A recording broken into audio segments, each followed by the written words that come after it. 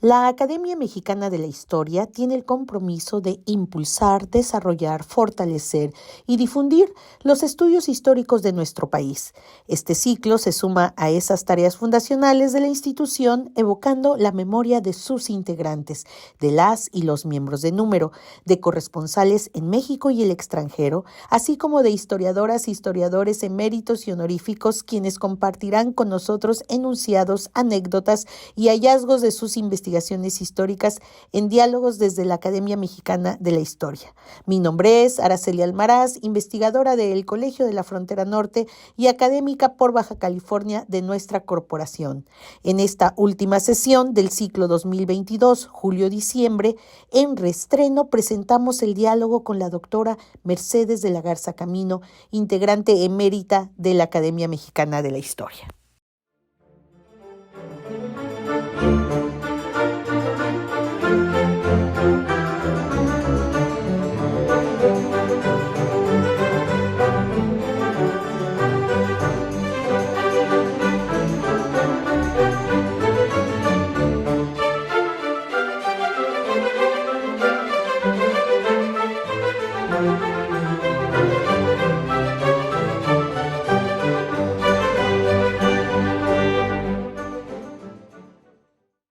Estamos en Diálogos desde la Academia Mexicana de la Historia. Bienvenidos. Y pues a nosotros también es un gusto enorme platicar con Mercedes de la Garza Camino, investigadora emérita de la Academia Mexicana de la Historia. Doctora Mercedes, tus investigaciones le han dado a los estudios sobre el mundo maya continuidad por más de 5 décadas. Esta visibilidad se ha extendido de México al mundo y siguen siendo uno de los soportes más firmes para entender nuestras raíces prehispánicas, mesoamericanas. Pero antes de hablar de esta fascinante etapa de tu vida profesional y de otras actividades académicas, me gustaría que nos contaras sobre algunas de tus raíces, si me lo permites. Cuéntanos de esas curiosidades de Mercedes niña, de Mercedes joven. ¿Qué te gustaba? ¿Qué te causaba curiosidad? Bueno, de niña lo que más me gustaba eran los animales y recogía toda clase de animales, tarántulas, serpientes, etcétera. Como vivía yo en el campo, entonces me encantaban los animales, me encantaban los árboles. Me la pasé de niña trepada a los árboles, a cualquier clase de árbol, a cortar nueces, a cortar capulines. Eso cuando vive uno en el campo, ¿no? Entonces, de niña eso era. Pero por azar, a mi hermana mayor vino una maestra, contrataron una maestra para que le enseñara a leer.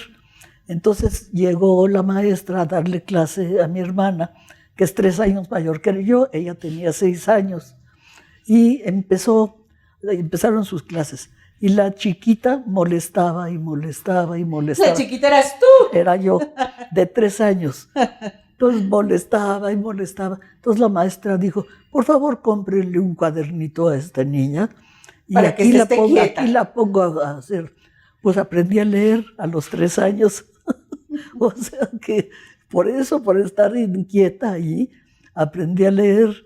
Y luego me fui buscando libros de mi papá, de mi abuelo. ¿Qué libros te acuerdas de aquella época? Mira, me acuerdo del primer libro que leí, que parece mentira, pero es cierto. Es El Paraíso Perdido de Milton, que era una edición que tenía mi papá, que había sido de su abuelo. Mira. Pero tenía grabados de Doré. Entonces, el texto, pues realmente no lo entendí mucho, pero los grabados de Doré con ángeles negros cayendo así del cielo hacia el infierno, porque pues es el paraíso perdido, sí. ¿no? Ah, cómo me fascinaba. Ahí lo guardo como una reliquia de mi primera infancia, ese libro.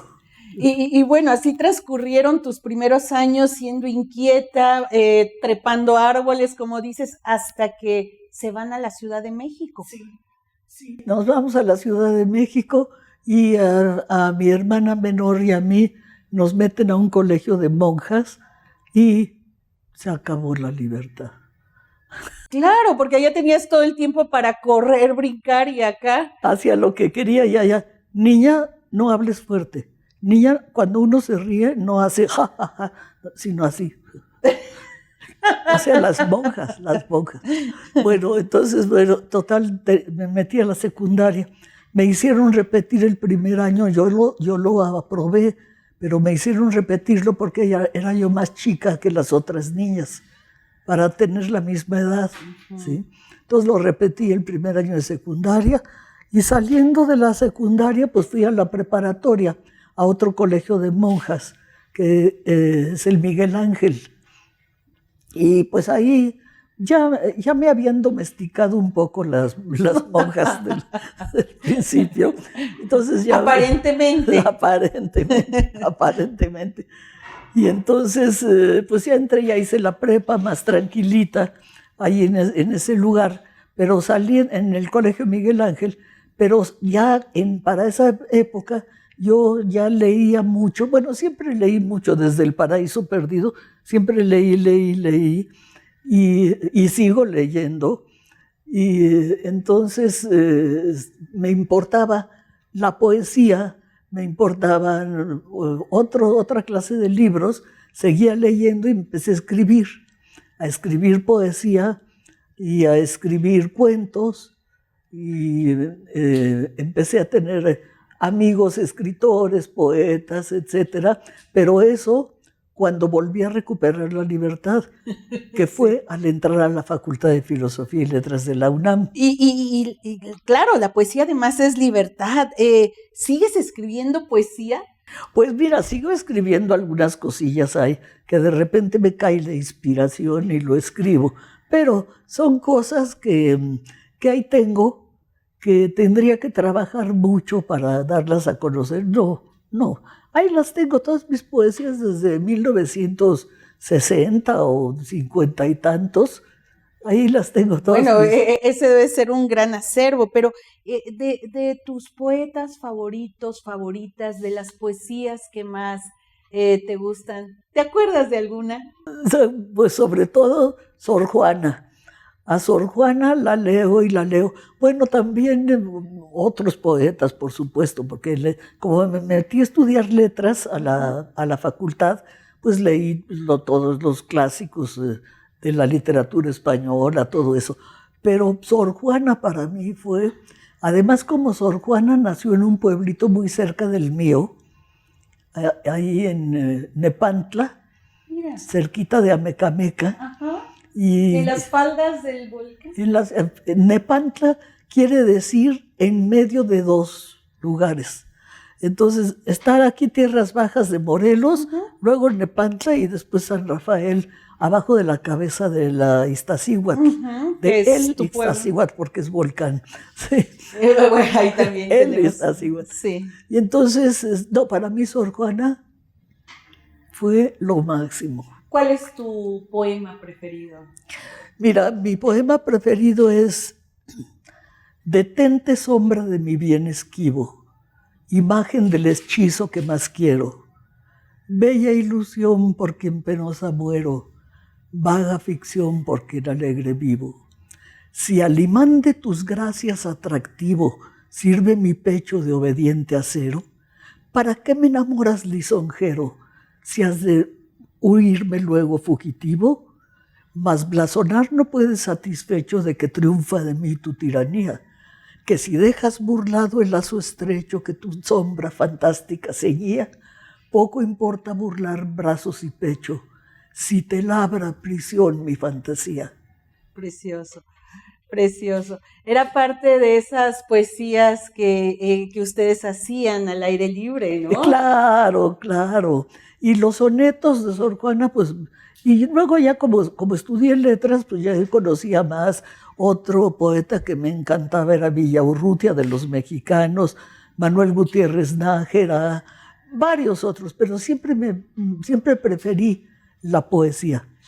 En medio de la poesía se entretejieron las obras de teatro, los programas de radio, incluso la televisión. ¿Conociste a los grandes actores y actrices de los años 60? ¿Volviste alguna vez a este espacio de prácticas lúdicas o solo conservaste las amistades? Pues mira, cuando me metí a la facultad, llevaba creo que un semestre o 2 estudiados, y un amigo me vino a proponer hacer teatro. Yo dije, sí, claro, sí. No sabía yo nada, ni era actriz ni nada.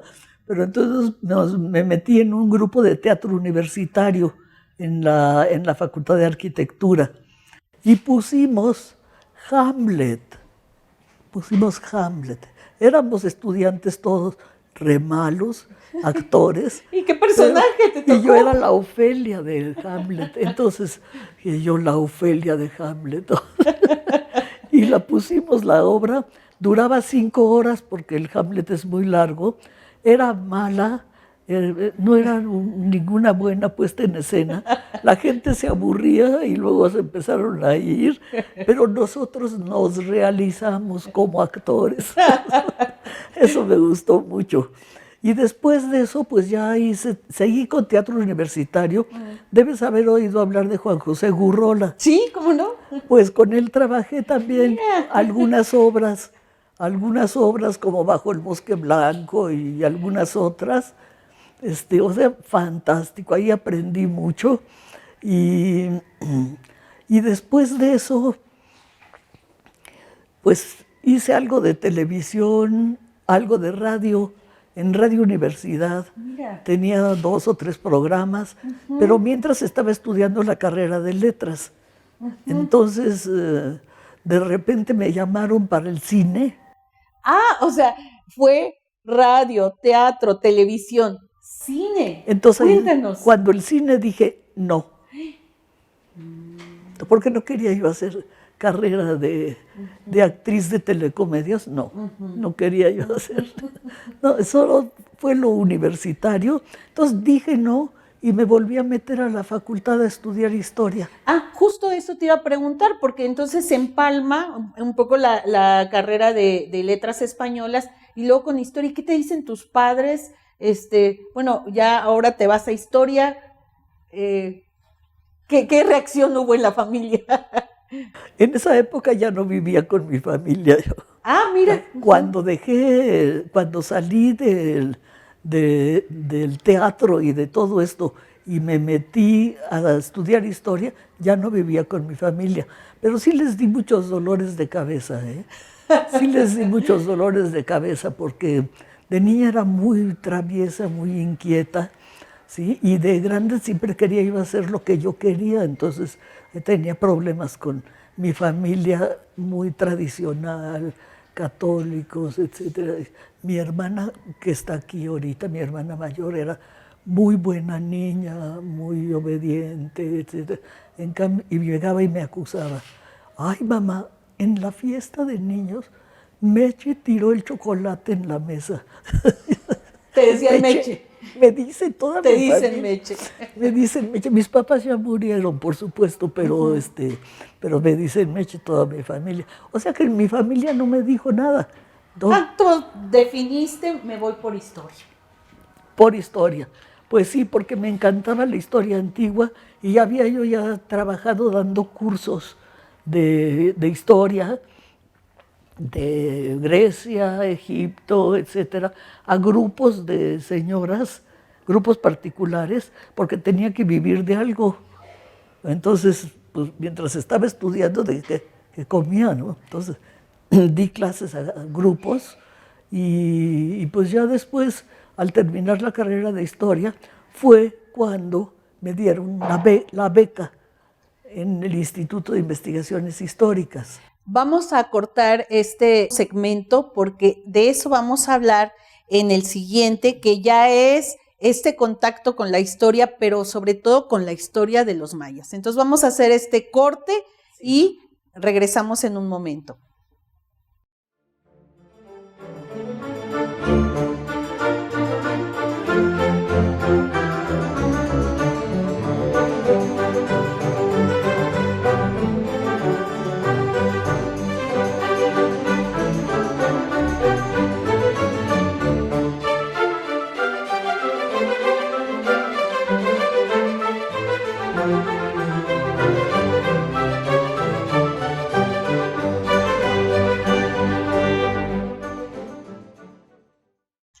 estamos de vuelta en Diálogos desde la Academia Mexicana de la Historia con la investigadora emérita de nuestra asociación, la doctora Mercedes de la Garza Camino. En este segmento hablaremos de Palenque y el encuentro con el mundo maya. Si nos remontamos a 1968, podríamos decir que Palenque es coyuntural en la biografía de Mercedes de la Garza Camino, porque ella lo ha narrado en diversas ocasiones. Fue en ese momento en que descubre Palenque y de alguna manera se traza el rumbo de lo que van a ser sus estudios.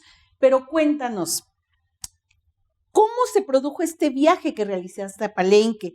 ¿Cómo te imaginabas o si no te imaginabas este lugar cuando fuiste hacia allá? ¿Con quién fuiste? Bueno, fui con unos amigos también de la universidad, y yo de Palenque no había ni visto fotografías ni nada, pero sí sabía que existían los mayas y estos y otros, ¿no? O sea, y fui por interés de conocer el área maya. En ese momento estaba yo estudiando historia y me interesaban las culturas antiguas. Podía haber sido Grecia, podía haber sido Egipto, etc. Y entonces llegamos a Palenque, mis amigos y yo. Yo había leído el Popol Vuh, mira, por ejemplo. En la escuela te dejan siempre leer el Popol Vuh, pero lo leí como un libro precioso, pero no asocié. En el momento que lo leí en la prepa, pues no asocié con los mayas, ¿no? Sí, sí. Que es maya.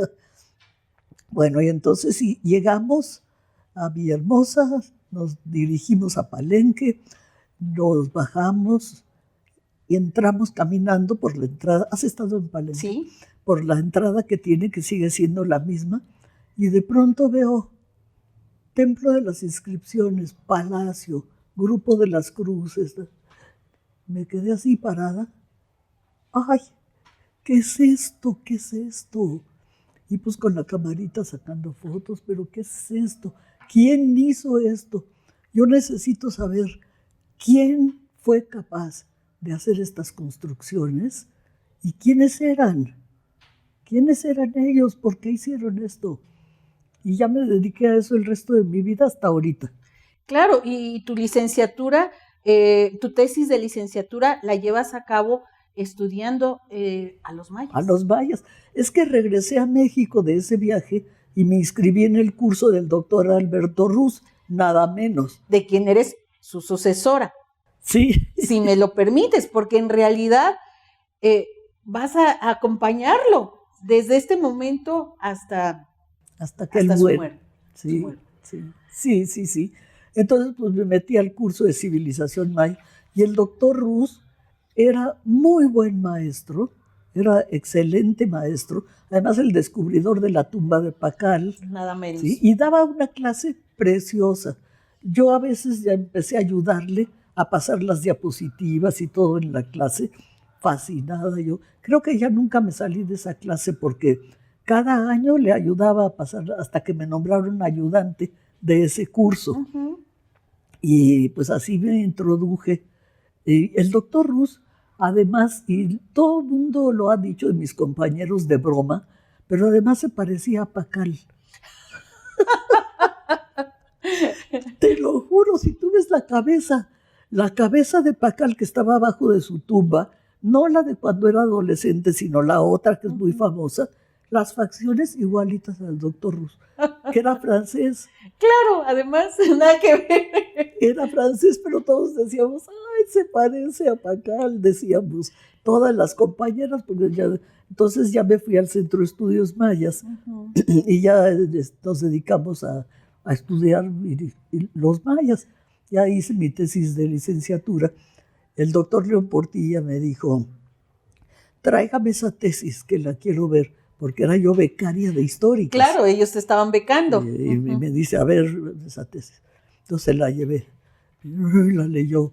Era muy riguroso el doctor León Portilla. Entonces vio y me dice, pues mire, ¿usted ya la considera terminada? Sí, doctor. Pues mire, en tal parte podría haber entrado a tal y tal cosa, y en tal otra podría haber mejorado tal y tal. Y, sí, doctor, usted dígame.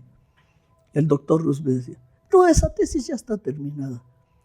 Bueno, pero le hice caso a León Portilla, que pues también fue mi maestro. Vas a tener dos pilares al lado tuyo, o sea, dos ascendentes. Fuertes como el doctor Ruz y el doctor León Portilla. Sí. Del doctor León Portilla aprendí a hacer historia. ¿Cómo se hace historia? ¿Qué es la historia? Toda la vocación de historiador de León Portilla, pues me la transmitió. Entonces casi me dirigió esa tesis. Y después, también del doctor Ruz aprendí mucho. Aunque era arqueólogo, era muy culto. Conocía todas las otras disciplinas y todo. Pero esa tesis, que fue la de licenciatura, que se llamó La conciencia histórica de los antiguos mayas, ya pasó mi licenciatura, la aprobó León Portilla, la aprobó Ruz, pasó el examen. Tuviste como dos directores, podríamos decir, ¿no? Dos. Y entonces, pues, estuvieron los dos como sinodales, además. Y bueno, ahí están mis dos papás. Mis dos académicos. Papás, sí, académicos, claro. Y después de eso, seguí en el Centro de Estudios Mayas, trabajando con el doctor Ruz. Hice mi tesis de maestría. Empecé a hacer mi tesis de maestría. ¿Esa sobre qué fue? El hombre en el pensamiento religioso náhuatl y maya. Para ahí ya compensar un poco. Me metí con los nahuas y me la dirigió León Portilla. Entonces no fui tan malota también con mi maestro, ¿no? De cargarme a lo maya. Y me la dirigió León Portilla, pero en ese momento el doctor Ruz se fue a un congreso en Canadá y se murió. ¿Cómo? Le dio un infarto a la mitad del congreso y se murió. Y dejó su legado. ¡Ay! Un golpe. Un golpe, pero a mí lo que más me dolió es que yo estaba en Grecia. Estaba en Grecia, entonces no pude estar ni en el funeral ni nada. Pero bueno, pues fue muy terrible. Pero entonces el director del instituto, porque para esto el Centro de Estudios Mayas ya se había unido al Instituto de Investigaciones Filológicas. Y se había hecho ya un institutote. Sí. Y entonces el doctor Bonifaz Nuño, Rubén, que era el director del instituto, me llamó y me dijo que si me quería yo hacer cargo del Centro de Estudios Mayas. Sí, al rato en el siguiente segmento vamos a platicar sobre toda esta parte más de gestión y de tu fase de creadora de institución, de seminarios y de plataformas para los estudios. Pero ahora déjame preguntarte, aparte de Alberto Ruz y de Miguel León Portilla, ¿qué otros profesores acompañaron la carrera, estos inicios de Mercedes de la Garza? Bueno, también la maestra Teresa Rod, que nieta o algo así de un famoso historiador de las religiones, Rod, que daba teoría de las religiones e historia de la religión.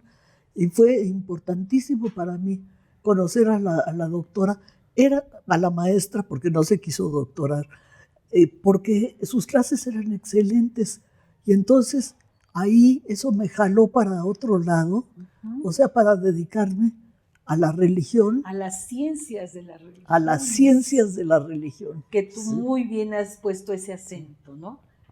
A las ciencias de la religión. Y en particular, pues a las religiones maya y náhuatl. Sí. Pero también, he tocado a nivel universal las religiones, ¿no? Hice un diplomado en la Facultad de Filosofía y Letras que se llamó Teoría e Historia de las Religiones, con maestros de primera, maestros buenísimos. Y pues eso fue mi otra, digamos, gran maestra. Y otros, ¿quiénes serían? Sobre todo fueron ellos. Si algo pudiéramos distinguir de tu preparación, es que eres hecha en México. Todo lo hiciste en México. Todo en México. Y fíjate, qué bueno que tocas eso, porque yo estudié francés en cursos intensivos en la Alianza Francesa, porque tenía la intención de pedir una beca para ir a París. Que en ese momento París era el mundo a y entonces aprendí muy bien francés y de repente me dije, bueno, ¿a qué voy a ir a París? ¿A pasear por el Sena o a estudiar con quién? Si mis dos maestros están en México y lo que yo quiero investigar y trabajar está en México. Las fuentes están en México, las fuentes escritas, pero sobre todo, y son con las que yo trabajo más, las fuentes plásticas, las sepulturas, la pintura, la escultura. Sí. Eso es mi fuente de trabajo. Entonces, ¿a qué voy a París? Ya fui después a pasear.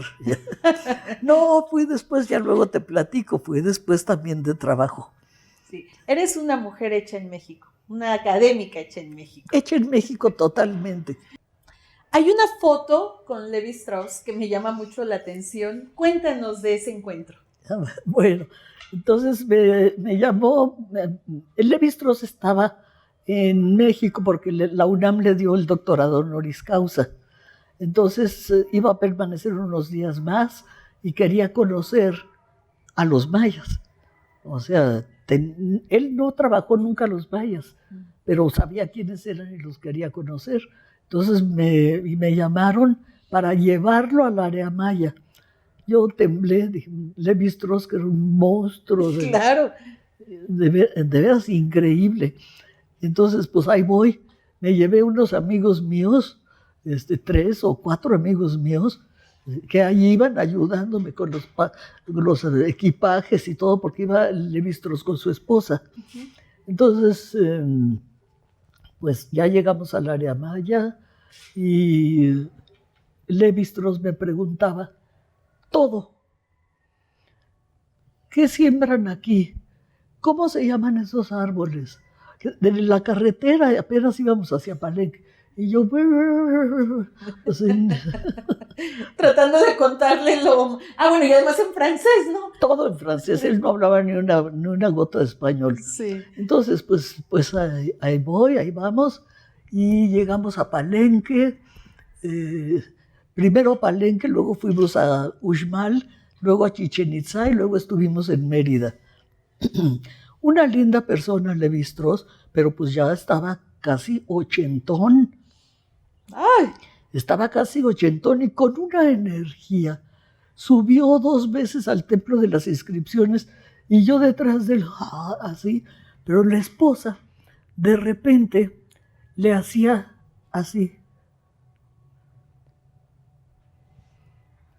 Y él sacaba su polvito de la camisa y claro que me ganaba a subir las escaleras. Ay, no me convidó. Pero eso fue fantástico. Sí, sí. Entonces, pues ya subimos, bajamos con la energía. Y cuando estábamos en Mérida, bueno, le fascinó todo Palenque, por supuesto. Y la tumba, quiso bajar 2 veces a la tumba, etcétera, etcétera. Eso fue un momento muy importante, porque era simpatiquísimo Levi Strauss. Parece el hombre muy rígido y académico. No. Era muy simpático y muy agradable. Y su esposa tenía como unos 35 años menos que él. ¡Guau! Era una señora bastante joven. Bueno, pues llegamos a Mérida y allí en Mérida la esposa quiso ir a ver a comprar cosas y todo, y mis amigos la llevaron. Y yo me quedé con él en la heladería, ¿cómo se llama? Colón, que es famosísima en Mérida. Entonces, doctor, ¿le gustan los helados? Es lo que más me gusta. Pidamos helados. Bueno, acabamos con tres copitas de helado cada uno, comimos cantidades de helado y platicamos. ¡Uy, qué maravilla! Él me platicó pues muchas cosas de su trabajo en Sudamérica, etcétera, etcétera, ¿no? Y cuando salimos de la heladería y íbamos caminando, cruzando el parque de Mérida, le digo, ay, doctor, ¿quién me hubiera dicho a mí que iba yo a estar caminando por aquí con usted? ¿Quién me lo hubiera dicho? Y voltea y me dice, ¿y quién me hubiera dicho a mí que iba a pasar este parque con usted? ¿Y se mantuvo la relación posterior a ese encuentro? Sí, sí. No, fantástico. Ya, no, después de ese encuentro, pues ya ellos se fueron, pero nos escribimos, le llevamos, ahí bien, cuando estaba en México todavía yo le llevé todos mis libros de Lévi-Strauss y mis amigos también, y nos los dedicó, muy afectuoso, y se fue, y nos escribimos a veces. No fue realmente mi maestro, Lévi-Strauss no fue mi maestro, fue mi amigo al que llevé a conocer el área maya. Se fascinó con los mayas. Afortunadamente fueron 4 días de viaje. Intensos. ¿Terminaste? Agotada. Regresé y caí en cama así. Y era yo muy joven en ese entonces. Sí, en la foto que está en la página del centro, luces ahí muy jovial. Sí, era yo muy joven. Entonces, estamos retratados arriba, junto en la entrada del templo de las inscripciones. Y tengo otras en las monjas de Uxmal. Uxmal, qué cosa tan maravillosa. Te las voy a pasar esas otras fotos. Sí, 2 o 3, no tengo tantas. Entonces, eso fue mi encuentro con Lévi-Strauss. Mira, qué fascinante. Pero te quiero preguntar para terminar esta sección, son 30 grupos mayas, 30 lenguas. ¿Cómo fue para aproximarte a este mundo amplísimo y maravilloso de los mayas? Que con 30 grupos, digo, los náhuatl una lengua, pero acá sí. Son 30, ¿no? Acá son 30. Pero mira, como yo me he dedicado sobre todo a la historia prehispánica. Claro, en la época prehispánica se hablaban esas lenguas, se siguen hablando hoy día, pero los etnólogos o los antropólogos sociales se van con un grupo, digamos, trabajan con los celtales o con los tzotziles o con los mayas yucatecos y aprenden esa lengua, una lengua. Entonces, cuando el doctor León Portilla me dijo, tiene que aprender las lenguas mayas, si quiere usted dedicarse a eso. Le dije, no, doctor, ¿cómo voy a aprender 30 lenguas? Se me acaba la vida. 30 lenguas. Claro. No, imposible. Entonces estudié un poco de maya yucateco y de quiché, que son las lenguas en las que están escritos los libros coloniales, que son con los que yo trabajé. Pero lo demás, en mi trabajo, lo que más me ha servido ahorita es el trabajo de los epigrafistas, porque pues ellos están descifrando la escritura. Claro. Y entonces ahí sí. Y ahí es otra vez esta visión multidisciplinaria, porque eres también una investigadora pues historiadora, tienes estudios en letras, un poco a lo mejor etnógrafa, pero también con una filosofía o entendimiento de la filosofía. Entonces, todo esto y además convivir con un arqueólogo como el doctor Rus o con los peregrafistas, estamos hablando de esta visión completa, ¿no? Claro, esa visión completa. Es muy importante, de veras, que uno se vincule con todos los otros especialistas, porque, por ejemplo, para dedicarse a la escritura maya, se tienen que dedicar exclusivamente a eso. Uh-huh. Y tienen que saber matemáticas así, y quién sabe cuántas otras cosas. Yo no me dediqué a la epigrafía, pero tengo amigos muy cercanos. Tengo un amigo al que quiero mucho, que ha trabajado todas las inscripciones de Palenque, que se llama Guillermo Bernal, y es especialista en mayas, en Palenque. Entonces, no te traje un libro. Escribimos entre Guillermo Bernal y Marta Cuevas, una arqueóloga, y yo, un libro sobre Palenque. Hace no mucho, en 2012 se publicó, pero las lecturas de ese mi amigo Memo pues él ya casi descifró todas las inscripciones de Palenque. Palenque es donde mejor se conservan inscripciones, las que más se han trabajado, las que mejor se han descifrado. Claro, también tomó en cuenta los trabajos epigráficos de David Stewart y de otros investigadores norteamericanos y otros mexicanos, ¿no? Pero pues sí, a mí me sirve mucho el trabajo de los epigrafistas, porque yo ando en la época prehispánica. Claro. Sobre todo, sobre todo. Sí, de ahí que tu obra conste de obras propias y también de coordinaciones o coediciones donde se conjugan estos acompañamientos entre especialidades, ¿no? Exactamente, exactamente. Uno de ellos es ¿Este o este? Los dos, porque es Alfredo López Austin participó conmigo en porque fuimos a un congreso en Atenas juntos, y entonces y son varios otros compañeros colaboraron en este libro. Y este otro también. Los dos no son de autoría original mía, sino de colaboración, ¿sí? Entonces hay otros investigadores que desde su perspectiva me han proporcionado materiales para mis propias inscripciones, de investigaciones, ¿no? Porque sí es muy importante que uno tome en cuenta los trabajos de los otros, porque nadie puede abarcar todo eso. Claro. Y tantas disciplinas, no pues ni modo que te abarques un montón de disciplinas. No, yo hago historia.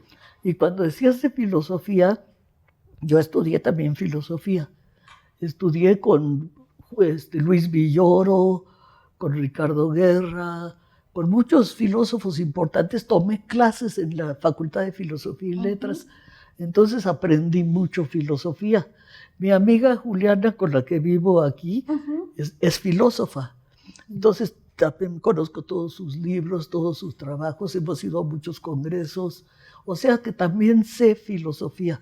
Y eso de alguna manera te permite también entender este mundo maya, este mundo, ¿no? De esa como cosmovisión también. Exacto, la cosmovisión, claro que sí, porque lo que yo busco fundamentalmente es el significado de las obras que estoy estudiando. Y pues a eso me ayuda el saber filosofía. ¿Crees que en algún momento se tengan que reeditar en otro formato tus primeros libros, o incluso los del doctor Alberto Ross, para tener una compilación completa? Las nuevas generaciones tienen que recuperar este conocimiento. Claro, de los del doctor Ross se han reeditado varios, de los míos se han reeditado también el del hombre en el pensamiento religioso 2 o 3 veces. Luego mi tesis de doctorado fue sobre la serpiente, el universo sagrado de la serpiente entre los mayas. Cómo me gustó escribir sobre ese tema, porque era yo herpetóloga desde niña. Claro, se van haciendo conexiones. Sí. Entonces, pues ese libro, que fue mi tesis de doctorado, me gustó mucho hacerlo, me fascinó, y hasta conocí serpientes reales, de a de veras. Pues estuve cerca de una coralillo, de la coral tropical, que es la más venenosa, la de Mérida, la de Yucatán. Estuve cerca con un herpetólogo, claro, un doctor. Me dice, acérquese, está tranquila ahorita. Y yo me acerqué así, ¿qué te diré? Como a 50 centímetros. Así, dije, ay, qué bonita, así, qué bueno que está tranquila. Pero sí, las serpientes me han fascinado toda mi vida. Pero sí, atrapabas tarántulas cuando eras niña. Tarántulas, lagartijas, todo tipo de bichos. Todo. Pero la coralilla no. No, las coralillos no. En un viaje que hice a Marruecos, ahí en Marrakech, había uno de estos que encantan serpientes. Sí. Y la serpiente salía de su canastita. Entonces, yo fascinada así. Y le digo, me dice, acérquese y tóquela. Y le digo, pero es una cobra. Me dice, sí, es una cobra, pero no le va a hacer nada ahorita. No me conoce. Acérquese y tóquela. Y era una amiga con la que iba, me dice, no, no hagas eso, no te acerques, no la toques, no te vuelvo a hablar si haces eso, barbaridad. Y yo me acerqué y la toqué. Le acaricié la cabecita así, la cabecita, y la cobra se dejó. O sea, tuve el privilegio de tocar una de esas, porque las de mi pueblito eran culebritas así chiquitas. Sí, muchas conexiones, muchos puntos que van encajando en esta gran historia tuya. Vamos a terminar este segmento porque en el siguiente quiero hablar de Mercedes de la Garza Camino, creadora de seminarios, asociaciones, de muchas cosas. Entonces vamos a tomarnos un espacio para terminar este segmento y continuamos en un momento.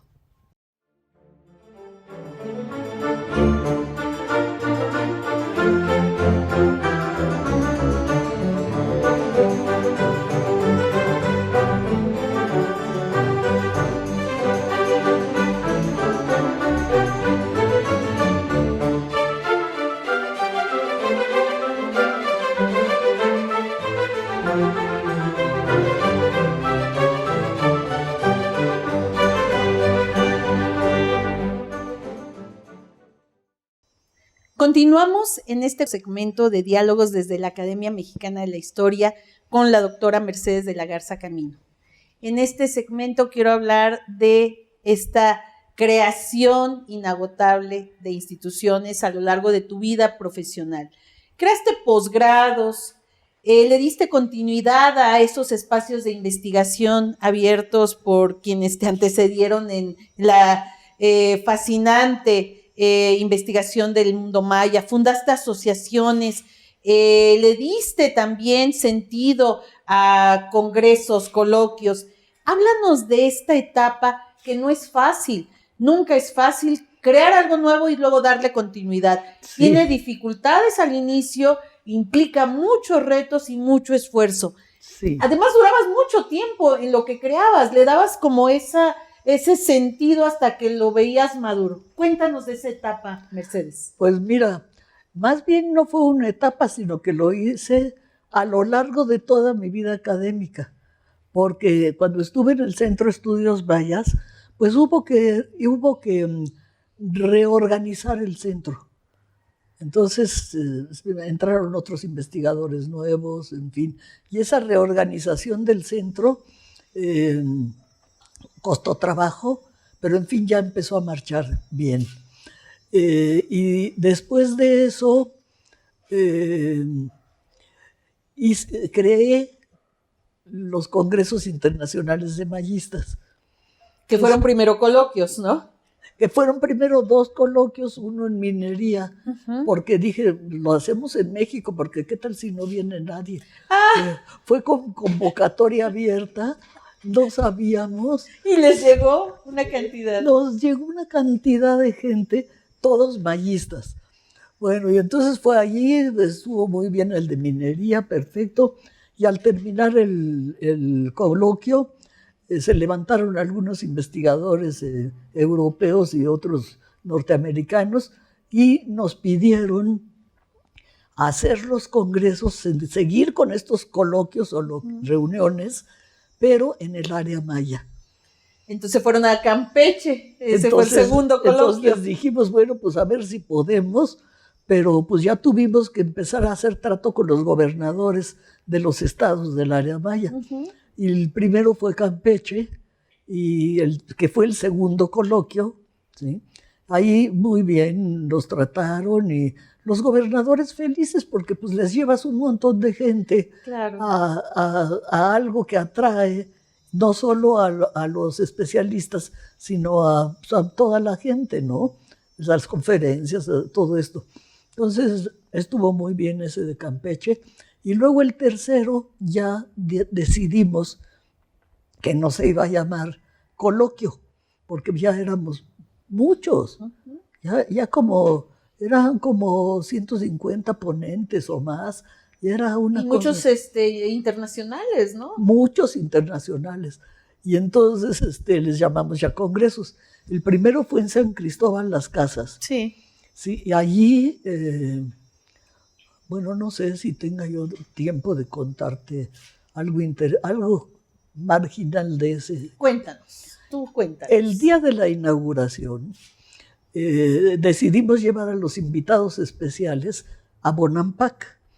Entonces el gobernador nos prestó su avioneta. Entonces iba el doctor Arturo Romano, famosísimo antropólogo, iba la esposa del doctor Ruz, iban varias personas, los invitados especiales en la avioneta, que era para 10 personas, algo así. Entonces ya llegamos, y cuando íbamos llegando vimos raros a los helicópteros que se habían ido antes. Habían ido otras personas en helicópteros, los vimos raros. Entonces empezó a bajar el piloto, dice, no conozco esta pista, ¿eh? Bueno, toca pista y empieza a patinar la avioneta. Ya habían patinado todos los helicópteros, había lodo, era tiempo de lluvias. Wow. Y entonces la avioneta empieza a dar vueltas así, con las alas rompía árboles y nosotros adentro, y el piloto nos dijo muy lindo, perdonen, pero ya nos fregamos. Pongan su cabeza entre las rodillas a ver qué pasa. Total, ya se metió a la selva la avioneta en medio de lodo y hierbajos y todo. Entonces vimos que se empezaba a salir la gasolina y nos bajamos, nos aventamos desde la avioneta y corrimos. ¡Qué ¿no? barbaridad! O sea que ahí iba a acabar el coloquio. Bueno, ya el Congreso, ya lo que todo lo... Digo, todo el Congreso.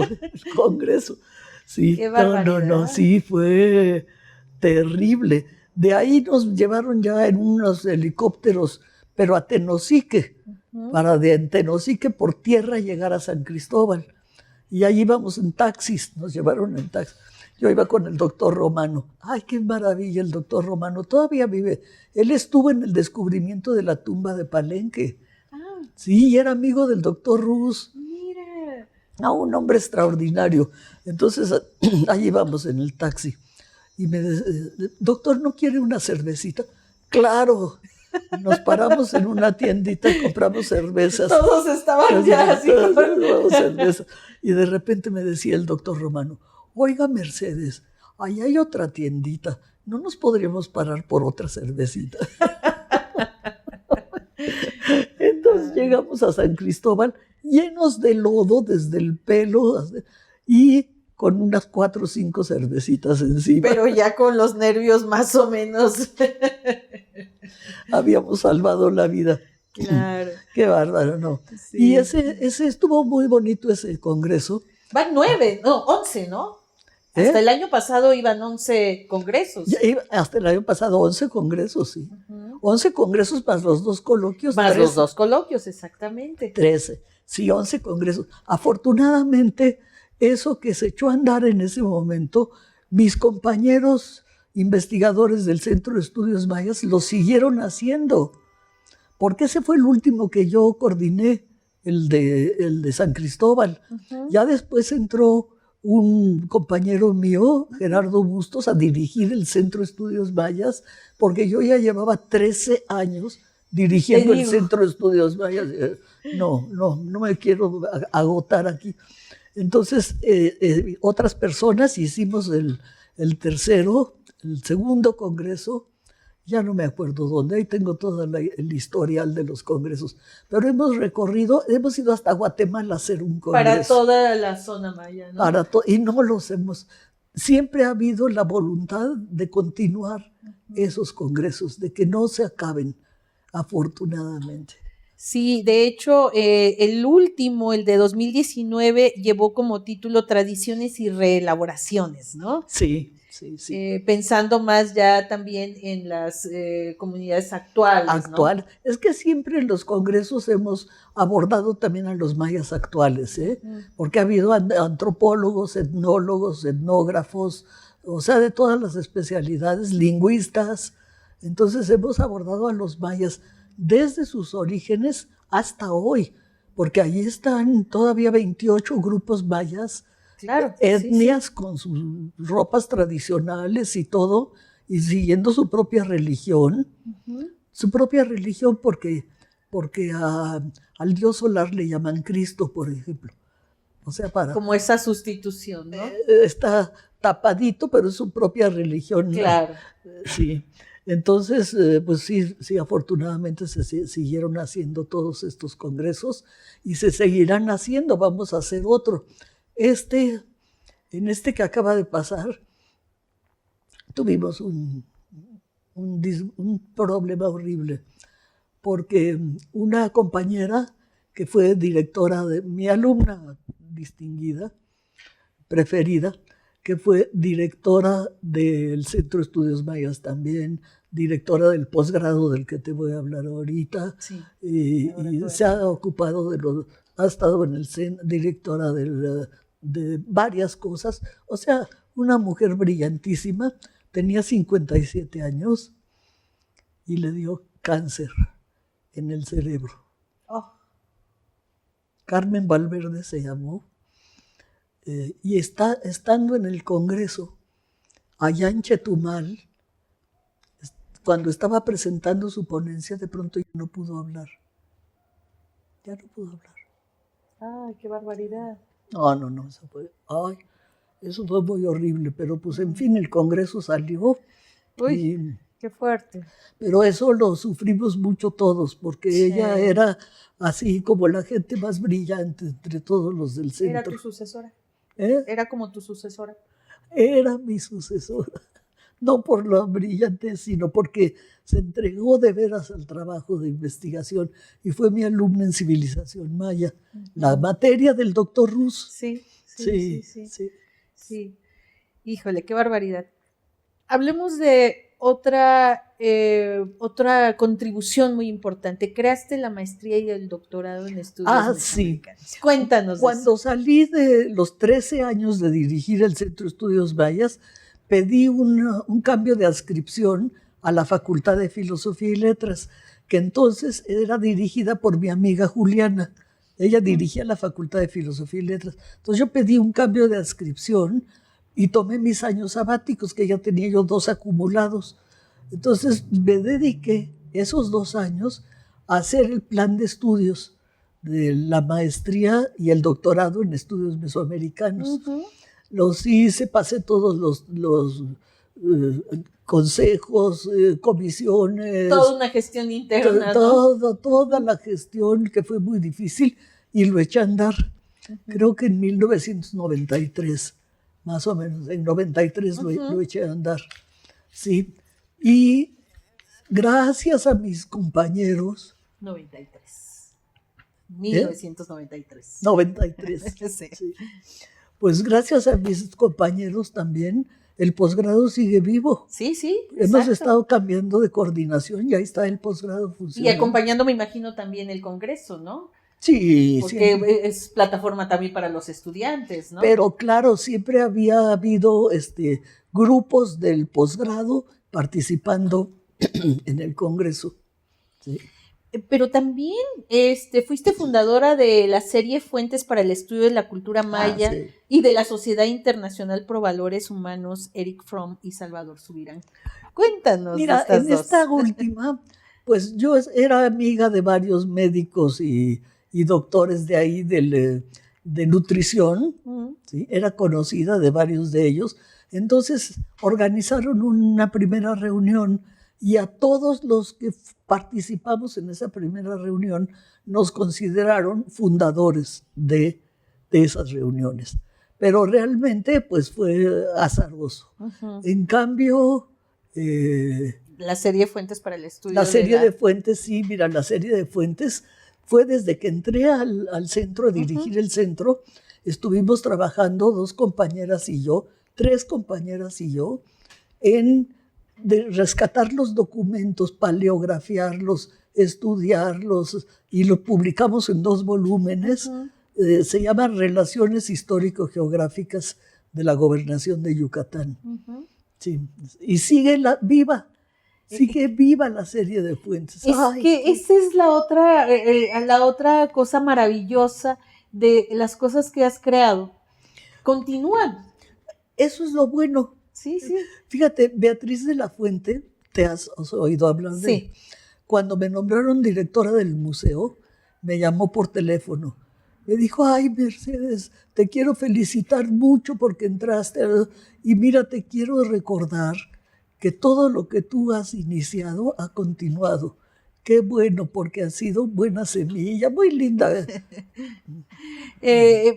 Esta parte siempre creo que es muy visible cuando logra esta continuidad. Y como le dedicas tanto, lo haces que madure, yo creo que esa es parte también de cuando lo dejas, ya lo dejas avanzado. Ya lo dejo crecidito. No claro. lo dejo como bebé, sino digamos ya como un niño de unos 7 años. Así es. Y yo creo que eso es parte de las enseñanzas que hay que retomar, ¿no? Sí, ahora se pueden seguir creando muchas cosas, pero justo con esta filosofía de ir madurando y no dejando nada más ahí. Sí. Además, pues ahí entra la vocación de profesora, ¿no? Que también entra la idea de la educación y la comunicación de los trabajos que se hacen. O sea, esto a mí me parece muy importante porque no se queda el investigador en su cubiculito haciendo su libro, sino que se hace la difusión en los congresos, por varias vías, y es muy importante hacer la difusión. Quiero terminar este segmento con una parte de tu vida que a mí me parece también fundamental y que yo creo que todo el mundo que vaya, camine por el Museo Nacional de Antropología, debiera recordar que tú también estuviste detrás de ello. Sí. Entonces, háblanos de lo que implicó el reto de dirigir por 4 años, porque además fueron 4 años y hiciste tantas cosas. Por 4 años y reestructuramos 22 de las 24 salas, con el arquitecto Ramírez Vázquez, con José Enrique Ortiz Laz, que era un museógrafo muy, muy notable, con otro grupo de museógrafos, y pues los guiones con los curadores de las salas, que no querían hacer nuevos guiones. No, ¿para qué hacemos nuevos guiones? Les digo, es que los que tenemos están atrasados 35 años. Claro, o sea, se había inaugurado en 1964 el museo y tú estabas tomando en 97 y no había habido cambios, ¿no? No había habido cambios, había habido cambiecitos así menores, entonces les dije no. Y Tere Franco, que era directora del INA, precisamente me encomendó. Ella me dice Mechita siempre, somos muy buenas amigas. Precisamente me dijo, te encomiendo la reestructuración, a ver cómo le haces. Le digo, bueno, pues no yendo a las ceremonias de las embajadas ni nada de eso que se hacían en otras épocas. Es dedicándome en cuerpo y alma al museo. Cuerpo y alma, sí. Entonces desmontamos todas las salas. Wow, son 23 salas. 24 salas. Las desmontamos todas. ¿Tú sabes lo que es eso? Porque el peligro, el terror que te da que se vaya a romper una pieza, o que vaya a entrar un ladrón, claro, o que vaya... No, la responsabilidad. Y fue trabajo de todos los días de la semana. Trabajábamos incluso sábados y domingos. ¿Cuánta gente tenías a tu cargo en el museo? Bueno, pues estaban los administrativos, 4 administrativos, estaban los curadores, los trabajadores, que eran muchos y que era el CENTE, este sindicato que es muy bravo. Acabé amiga de los del museo porque te hacen bronca cada rato. Acabé amiga de ellos. Los curadores no tanto porque estaban así que no querían, que ellos ya sabían todo y que sus guiones y las salas estaban perfectas. Sí, pues no están y tienen que hacer nuevos guiones, actualizarse y ponerse a trabajar. Pues no queremos.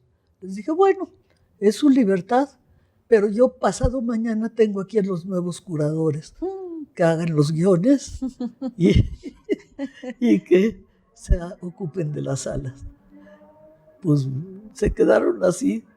¿Acaso es capaz ella de hacer eso? Yo creo que pensaron que sí. Sí, sí. ¿Cuál es la sala más difícil de ese museo tan impresionante? Bueno, mira, Para ti. Son dos. La más difícil, la mexica, pero la maya también es muy difícil, muy difícil. Y también nos costó trabajo la de Orígenes, porque conseguimos incluso una reproducción de Lucy. Lucy, la primera Pithecanthropus, ¿no? ¿Qué es Lucy? No era Pithecanthropus, pero algo así, previa al Homo sapiens. Y ahí la tienen, espero que la tengan todavía. Ahí pusimos esa sala de Orígenes que quedó muy bonita. ¿Fue en tu gestión? En mi gestión. Wow. Es que todas las salas las pusimos nuevas, menos dos que faltaron y una que quedó a la mitad, que fue precisamente la maya. Quedó a la mitad cuando me fui, pero y me fui porque dije, ya me voy de aquí antes de fenecer, porque fue algo, qué trabajo tan pesado. 4 años.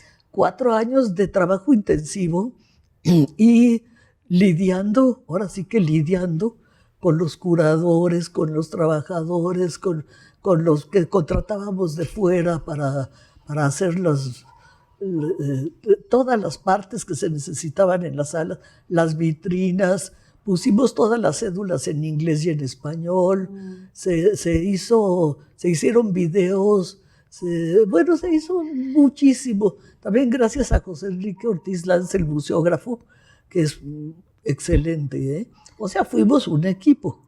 Claro, sí. Bueno, y porque además había que entrarle con luz y sonido, ya con nuevas tecnologías, ¿no? Claro, las nuevas tecnologías a fuerza las teníamos que integrar ya, pues un museo, el museo más importante de América Latina, yo creo. Claro. Sí, el Museo Nacional de Antropología, fue, y la responsabilidad, ¿no? Claro. Ya también se usaban las cámaras refrigeradas para cierto tipo de piezas. ¿Había ya como climatización o no? Bueno, había climatización en todas las salas. En las salas había el clima especializado para esas piezas. Pero así que hubiera una especie de... En las bodegas no. En las bodegas no, pero en las salas sí había los climas que pedía cada pieza. Y luego estaban también las exposiciones temporales. Yo recuerdo, desde niña, muchas cosas que llamaban la atención y las filas enormes que se hacían para entrar al Museo de Antropología. Sí. No solamente pues para ver lo que uno siempre ve, sino las temporales, ¿no? Las temporales. No, esas fueron fantásticas. Trajimos a los guerreros de Xi'an, de China, los de Xi-Huang-Ti, y trajimos, de Grecia una exposición preciosa, muchas exposiciones muy buenas. Claro, ahí, como te digo, son trabajos colectivos, sí, ¿no? Sí, porque claro. Se ocupan pues, los especialistas y todo, pero pues hay que estarlos coordinando. Sí, pero esa labor te tocaba a ti. Sí. Hay 2 salas que van con tu trayectoria profesional, la de los mayas y la de los nahuas. Obviamente el doctor Ruz ya no estaba cuando tú estuviste a cargo del museo, pero sí el doctor León Portilla, ¿él te llegó a visitar al museo, a hacer algún...? Estuvo en varios actos, digamos, oficiales, donde estaba la directora del INAH, donde se invitaba a un presidente que llegaba de visita. Todos los presidentes que llegaban y los llevaban al museo. Entonces, cuando llevaron a Chirac, me parece que fue Chirac, todo teníamos preparado. Tengan limpias estas salas que les voy a enseñar al presidente. Todas limpias las salas.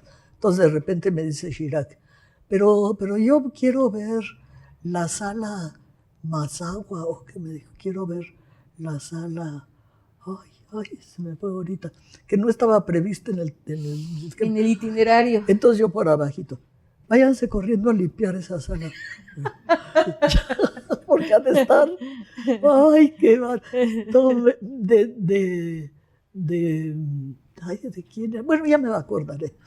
Sí, pero entonces fue muy ajetreado porque había que recibir a los presidentes, a las señoras de los presidentes, a las visitas de la señora esposa del presidente, que era Zedillo, que todo el mundo hablaba muy mal de esa señora, y era una señora tan amable, tan culta, como no me lo puedo imaginar, tan culta, y decían los chismes que era alcohólica, y no era cierto,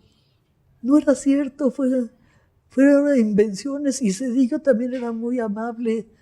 Ya lo que hicieron los presidentes priistas, ya por eso ya no me incumbe para nada, pero de esa señora que hablaron tan mal, qué feo, ¿verdad? Bueno, siempre nuestros presidentes o las parejas presidenciales son objeto de mucha crítica, pues sí, ¿no? Y sobre todo las amantes de los presidentes. Ah, bueno. Yo te quería preguntar, pero es una pregunta personal. ¿Cómo se cuida el monolito de Tlaloc? Bueno, y te pregunto porque he de confesarte que mi familia paterna proviene del lugar donde se extrajo, de San Miguel Coatlinchan, de ahí. Entonces, siempre la familia tiene así como ese sentimiento de, ¡ay, nos lo quitaron! Pero, bueno, a mí me ha tocado ir y con mucho gusto lo veo y siempre me da gusto saber que hay una conexión ahí. Pero ¿cómo se cuida un monolito de esa magnitud? Se cuida mucho. Siempre hay una persona encargada de revisar que no se acerque mucho a la gente, sobre todo las marchas. Las marchas de las feministas de ahora ya lo hubieran pintarrajeado de todos los colores al monolito. Y los demás también, no estoy acusando solo a las señoras, a los señores, todos, ya lo hubieran hecho pedazos. Se cuida mucho. Lo respetan. Se limpia como cuando debe limpiarse, y hay alguien de vigilancia siempre junto al monolito de Tlaloc, porque está afuera. Claro. Sí, pues esa es mi conexión con el... Qué bonito. Sí. Te quiero preguntar para terminar este segmento, tus, no sé si llamarle pininos o tu momento efímero como esta especie de poesía como curadora que tuviste. Ay, eso fue precioso. Eso, como curadora, es lo que más me gustó de hacer en el museo. No es cierto, porque hacer las salas fue muy importante, pero se iba a poner una gran exposición de arte maya en Venecia. Entonces nombraron a Peter Schmidt, habrás oído hablar de él. Murió hace poco, pero era un gran arqueólogo. Sí. Amigo mío, muy buen amigo mío. Y entonces me presentaron a los dirigentes del Palazzo Grassi, donde se iba a poner la exposición, y estaban en México ellos, entonces en ese momento, y Peter así medio asustadillo porque era un paquetote. Entonces le dicen, Mercedes va a ir contigo y van a ser co-curadores, o sea, van a ser curadores los dos, porque aquellos, los de Palazzo Grassi, pidieron que fuera yo porque era yo historiadora, porque no era arqueóloga, que no fueran a poner la exposición solo con la visión arqueológica. Entonces yo dije, ¿cómo no? ¿Dónde me subo al avión? Vamos a Venecia. No, fue fantástico. Fuimos Peter y yo varias veces a Venecia. Yo tengo una alumna muy brillante que vive en Milán ahorita, Michela Cravelli, que estaba allá en ese momento en Milán. Entonces le hablé y le dije, Michela, eres nombrada ayudante de curaduría ahorita. Y entonces se fue, tuvo contacto con la curadora de allá, que se llamaba Agatha Rossi o algo así, y entre las dos, en contacto conmigo, hicimos todo el montaje de las salas, y con Peter, ¿no? Entonces pero tuve que hacer, pobre de mí, 3 o 4 viajes a Venecia. Pobre. Pobre, ¿no? Pobre. Qué sacrificio. Sí. Sí, para vigilar el montaje de la exposición. Mira, estabas en cualquier lugar en un cafecito de Venecia y venía un vaporeto cargando el chacmol. ¡Ay, no! Entonces pasaba y toda la gente salía a las ventanas. ¿Qué es eso? No, hombre, fue fantástico. Hasta el chacmol llevamos. ¡Ay, Sí, qué lindo! fue maravilloso. Y luego esa exposición tuvo más de 1,500 visitantes de toda Europa. Y ahí nos prestaron piezas de Inglaterra, de Alemania, de otras piezas mayas, ¿no? Para completar la exposición, lo cual fue una maravilla. Pero las prestaron porque era a Venecia. Pero luego nos trajimos la exposición a México. Así la pusimos en San Ildefonso. Entonces ya no nos prestaron ni una pieza de aquellas, porque hay una ley. Pieza robada de México, que ya no está aquí, que está en otro país. Ya no regresa. No, si la prestan aquellos, ya no sale, no vuelve a salir de México. Eso pues no lo supo nunca nuestro señor presidente cuando fue a pedir el penacho de Moctezuma y el códice florentino. Fue de una ingenuidad enorme, porque parece que nos iban a prestar eso. Sí. Pero bueno, entonces la pusimos en San Ildefonso. Estuvo como 6 meses, 8 meses en San Ildefonso. Eso fue muy bonito. Luego, ya estoy medio ronca, ¿eh? Ya vamos a acabar. Ya me tienes medio ronca. Luego me fui con mi amigo Felipe Solís, que era del museo y curador de la Sala Mexica, y después fue director del museo. Nos fuimos a Europa, a 11 ciudades españolas. Bueno, ahí fui yo sola, pero pusimos una exposición entre los dos de las culturas de Occidente en 11 ciudades de España. No Madrid o Barcelona o Sevilla, no, ciudades menores. Medianas. Y de culturas de Occidente. Esa exposición también fue muy interesante. Pero la mera, todavía no llego. Todavía no llego. A ver. Ya me había yo ido del museo, porque cuando se fue Zedillo, siempre que sale un presidente, salen todos los que dependen del gobierno, ¿no? Entonces Tere Franco me dijo, Mechita, voy a hacer todo lo posible para que te quedes en el museo. Es posible que con el nuevo presidente... Le dije, va de retro, Satanás. No quiero quedarme ni un día más, ni un día más. No, pero me quedé hasta el 31 de diciembre, aunque terminó mi gestión en octubre. Yo me quedé hasta el 31 de diciembre para terminar lo que se podía, ¿no? Y entonces ya me vine a Tepoztlán a hacer mi trabajo. Feliz, dije, ay, qué maravilla, ya por fin libre. 1 año estuve, y al año que me llaman para dirigir el Instituto de Investigaciones Filológicas. Mi instituto. ¿Cómo decir que no? Bueno, ahorita sigo con la exposición porque, pues, ¿cómo decir que no? Entonces estuve 8 años dirigiendo el instituto. ¡Oh! En conjunto fueron 30 y tantos años de cargos académico-administrativos. Sí, sí. De cargos. Pero esto otro que te voy a platicar ya fue después de todo ese tiempo, de esas direcciones y todo. Me llamó mi amigo, que era el director del instituto en ese momento, y me pidió que si quería yo curar una exposición de mayas. Le dije, Claro. ni me preguntes, ni me preguntes. Claro que sí, claro que sí. Ahorita te digo cómo se llama. Entonces me fui rápidamente a Lina, nos reunimos, pues que queremos montar porque el presidente, que era Peña Nieto, pidió una gran exposición de mayas para ponerle en Palacio Nacional. Entonces pues me llamaron a mí ante la ira y envidia de muchos de mis amigos arqueólogos.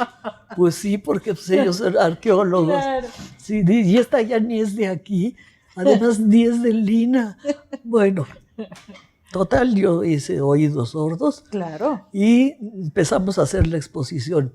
Me llevé 4 amigos especialistas, a mi amigo epigrafista que mencioné, a mi amigo Tomás Pérez, que es un arqueólogo muy, muy bueno, Mauricio Ruiz, entonces, todos ellos y un amigo mío fotógrafo, que por cierto por ahí anda. Entonces nos fuimos a recorrer toda el área maya, toda, a ver museos, a ver exposiciones, a ver bodegas. Nos abrieron los de los museos, todas las bodegas de arte maya. Tú sabes lo que es eso, que nadie puede ver nunca esas piezas. Sí, sí. Entonces, a ver bodegas, y nos prestaron, ¿cuántas piezas fueron?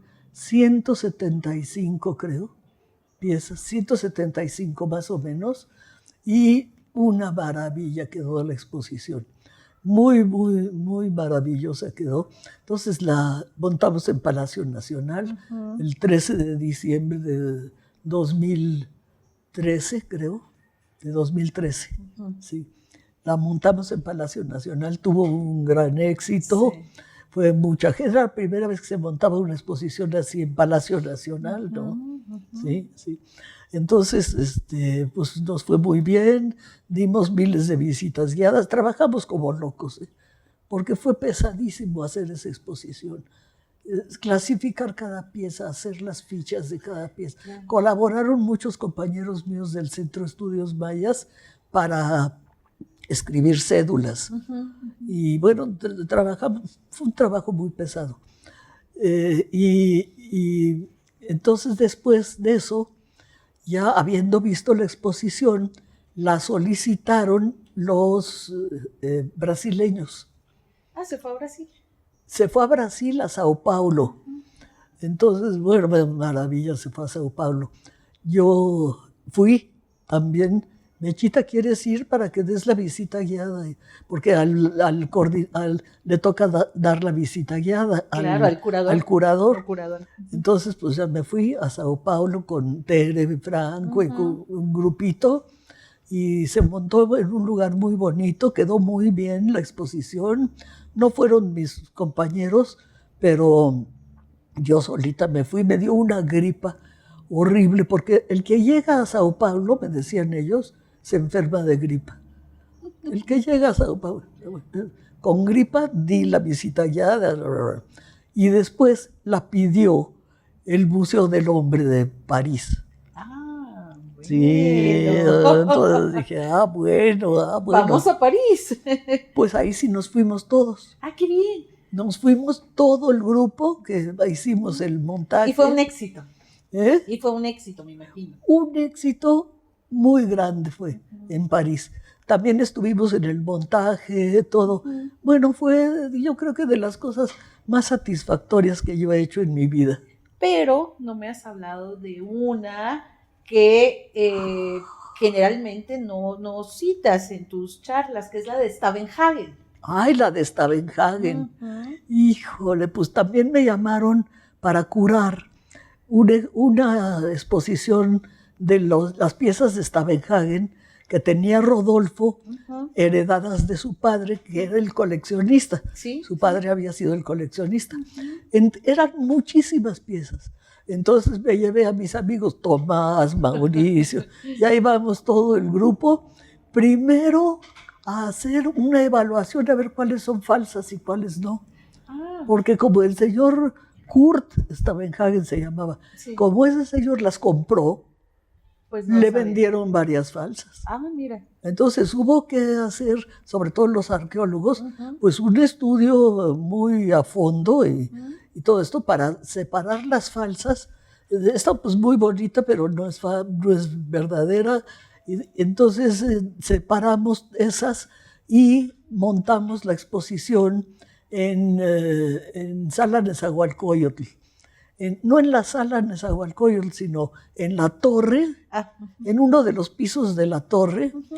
Ahí se montó la exposición Stavenhagen. Fue también una experiencia maravillosa. Un montón de piezas nuevas que no se habían puesto en ninguna exposición, que no se conocían. Varias las pongo en mis charlas, en mis conferencias. Saco varias piezas de la colección Stavenhagen. Ah, qué Sí, bien. que la gente me dice, ¿de dónde sacaste eso? ¿Te las prestó, Rodolfo? De las prehispánicas. No, pues me las presta porque la donó a la universidad. Ah, ok.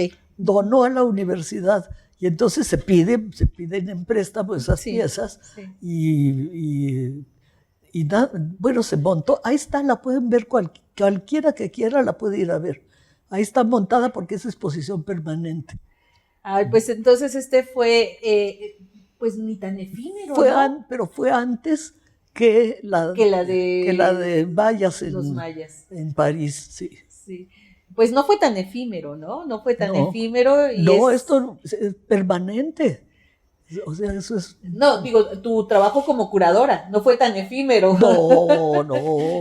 No, y fue igual de difícil, ¿eh? Sí. Es muy difícil, pero confieso públicamente que es lo que más me gustó de mi experiencia en el Museo Nacional de Antropología, las curadurías. Pues, Aunque el montaje de las salas también.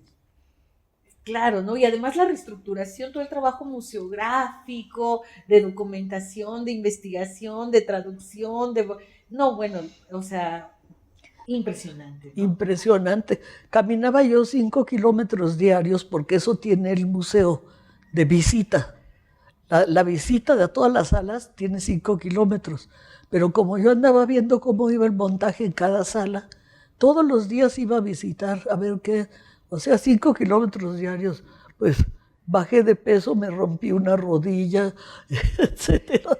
Pero sí. Pero te sabes el museo como la palma de tu mano. Además lo adoro, yo le llamo mi museo. Mi museo. Fue mío. Claro. Es mío, porque tuyo. es de todos los mexicanos ese museo. Sí. Ay, no, pues qué gusto haber recordado todo esto. Vamos a dejar el último segmento para las satisfacciones y el ingreso a la academia, nuestra Academia Mexicana de la Historia. Pero mientras, un receso.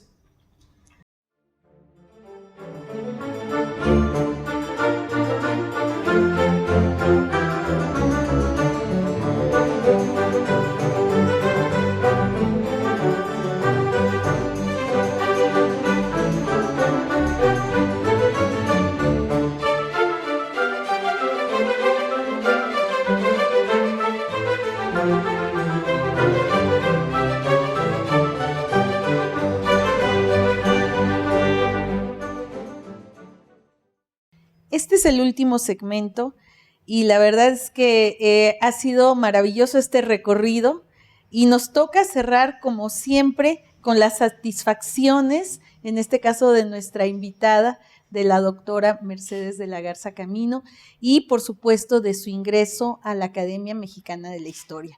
Así es que yo quiero preguntarte de esto, de las satisfacciones. Aquí no tengo realmente una pregunta específica, porque esas ya no las contarás tú, si en el ámbito de la docencia, de tus amigos, de tus amigas, de tus discípulos, de tus mentores, de las satisfacciones que quieras. Pues mira, es que en realidad puedo decir con verdad que toda mi carrera me ha dado satisfacciones. Toda mi carrera académica. Hasta antes el hacer la Ofelia de Hamlet en ese churro que pusimos ahí los estudiantes, hasta eso me satisfizo. No, fíjate que sí, de muchas satisfacciones he tenido, pero que ser admitida en la Academia de la Historia fue muy importante para mí. Ahí me propusieron mi amigo León Portilla y mi amiga Gisela von Boeser. Porque siempre dos personas proponen. Y afortunadamente pude obtener el sillón 6, Sí. que ocupé entré en 2005. En 2005 y en 2019, ¿verdad? Fue que pediste ser emérita. Pedí porque ya no podía seguir yendo por cuestiones de salud. Además, porque en los estatutos dice, puede pedir ser emérito el que cumpla 80 años. Y yo acababa de cumplir 80 años. Y dijiste yo. Entonces dije, esa soy yo. Pues sí, porque ya la carga era muy, muy dura. Sí. Abro comillas. El sol, señor del tiempo y de la vida en la religión maya, cierro comillas. Es el título con el que ingresaste a esta academia. Con el que ingresé, sí. Sí. Y después de las palabras dedicadas a Luis González y González, orientaste tu discurso hacia los caminos por la investigación histórica y entonces escribiste de las ciencias de las religiones y la fenomenología de la religión. Hay que volver a leer una y otra vez a Mercedes de la Garza Camino. Qué linda. Hay que leer ese discurso y hay que leer lo que has escrito. Se acaba de publicar ese discurso. Sí. Bueno, se había publicado antes, pero ahora es que tenemos obligación todos los que entramos a la academia de, al presentar el discurso de ingreso, hacer una referencia a quien ocupó el sillón que tú estás ocupando, que tú entras a ocupar. Y a mí me tocó el de Luis González y González. Por eso allí, como no es mi área ni nada, pero me puse a hacer investigación sobre Luis González para dar una visión decente de su trayectoria. Yo quiero terminar preguntándote, ¿con qué sueña la historiadora? ¿Con qué sueña la mujer, la colega Mercedes de la Garza Camino? Bueno, yo sueño con seguir haciendo lo que he hecho toda mi vida. O sea, sueño con seguir escribiendo, sueño con seguir aprendiendo. También sueño con seguir viajando, pero ya no puedo, porque viajé mucho, no solo lo de Venecia y eso, sino a muchos otros lugares. Sueño con poder, en los años que me queden, ya voy a cumplir 82. Sueño ¿En febrero? En febrero. ¿Del año que entra? En febrero del año que entra, sí. Entonces, pues esos son mis sueños despierta y mis sueños dormida. Poder seguir lo que me queda de vida, siendo lo que he sido y haciendo lo que he hecho. O sea, y morir viva. Eso es lo que soy yo. Gracias infinitas, Mercedes. Ay, ha sido un placer escucharte. Araceli, me ha dado muchísimo gusto de veras. No, gracias a ti. Me da mucho gusto. Pues Bien. terminamos.